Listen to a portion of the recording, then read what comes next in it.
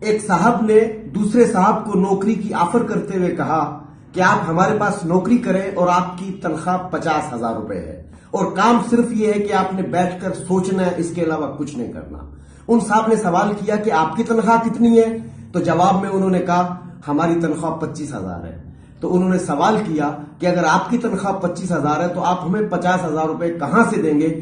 تو انہوں نے کہا یہی تو آپ نے بیٹھ کر سوچنا ہے۔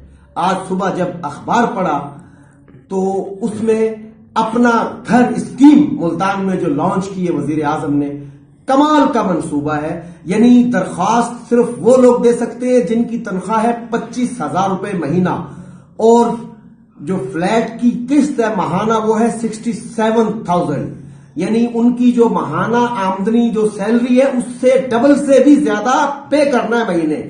اس قسم کی اسکیمیں کسی بھی ملک میں کیا چل سکتی ہیں؟ میرے سمجھ میں نہیں آتا۔ یہ لوگ بیٹھ کر جب اسکیمیں بناتے ہیں تو نہ ان کو ہنسی آتی ہے نہ ان کو شرم آتی ہے۔ یعنی ایک شخص جو 25,000 روپے مہینے جس کی سیلری ہے وہ 67,000 روپے مہینہ کیسے دے گا؟ یہ اپنا گھر، یہ جو یو ٹرن کا الزام تھا، یہ جو وعدہ خلافی کا الزام تھا، وہ انہوں نے کوشش کی کہ ہم اخبار میں دے کے پورا کریں، لیکن یہ خواب کبھی بھی شرمندہ تعبیر نہیں ہو سکتا، اس لیے کہ جب حکمران چار پکی سگریٹیں پی کر جو اسکیمیں بنائیں گے ان اسکیموں کا یہی حال ہوگا۔